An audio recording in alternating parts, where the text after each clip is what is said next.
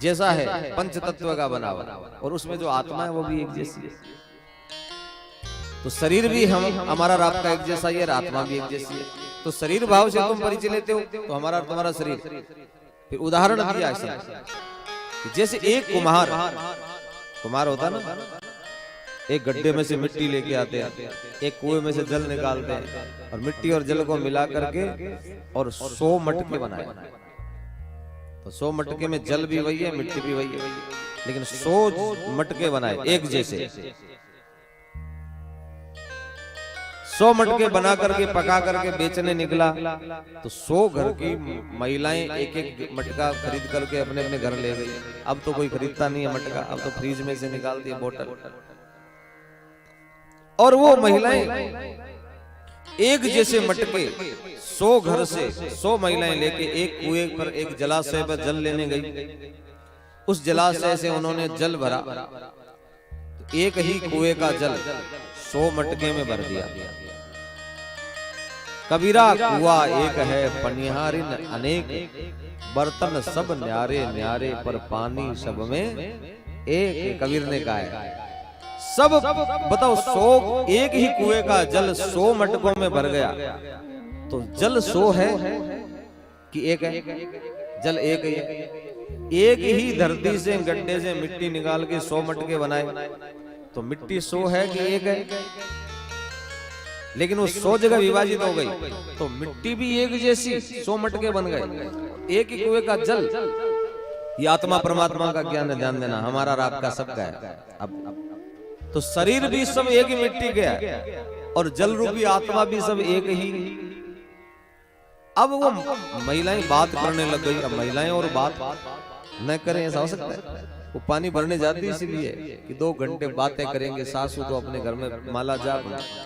अब वो महिलाएं वहां बात कर रही है, 2 घंटे बीत गए, तो अब उनको इतना होश नहीं रहा कि मेरा वाला मटका कौन सा है।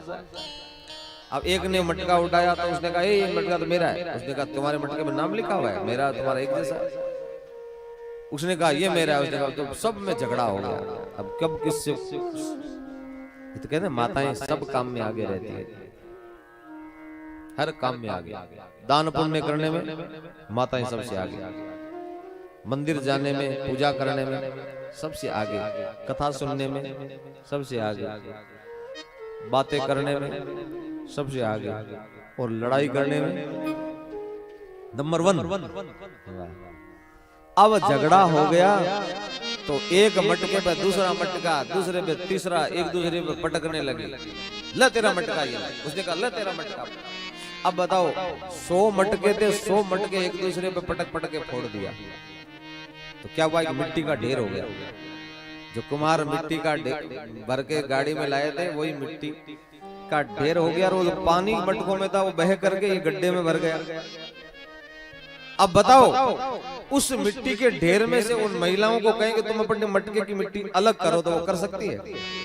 कभी नहीं कर सकती। या तुम अपने मटके का पानी अलग करो, तो 100 मटके का पानी एक हो गया, अलग कर सकते क्या?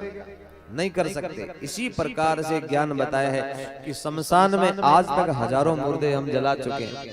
शमशान भरा नहीं, वहां को किसकी राख कौन सी है? सब धरती की।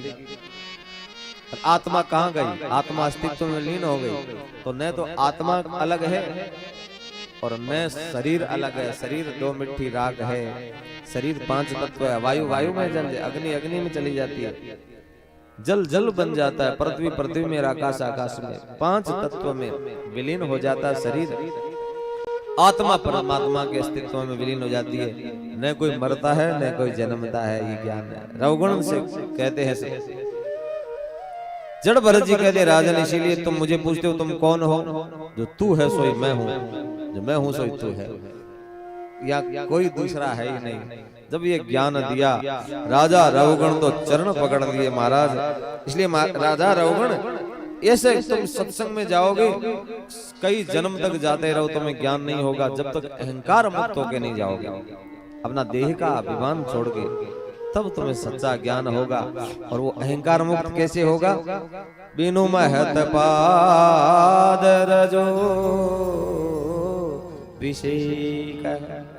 कितना ही तुम वेद अध्ययन कर लो, कितनी तुम तपस्या कर लो, कितनी व्रत कर लो, कितनी साधना कर लो, लेकिन जब तक महापुरुषों का, जो आत्मज्ञानी तत्वज्ञानी महापुरुष है, ऐसे संतों की चरण रज का अभिषेक नहीं करोगे अपने मस्तक पर, तब तक तुम अहंकार से मुक्त नहीं होगे। इसलिए राजन, पहले महापुरुषों की चरण रज का अभिषेक करो, और चरण रज का अभिषेक करने के बाद तुम्हें सच्चे ज्ञान की प्राप्ति होगी।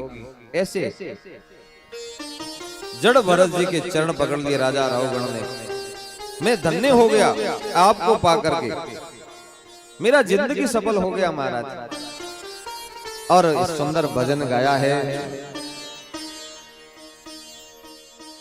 ओ मैं कब बना संसारी, मुझे होश ना था, ओ मैं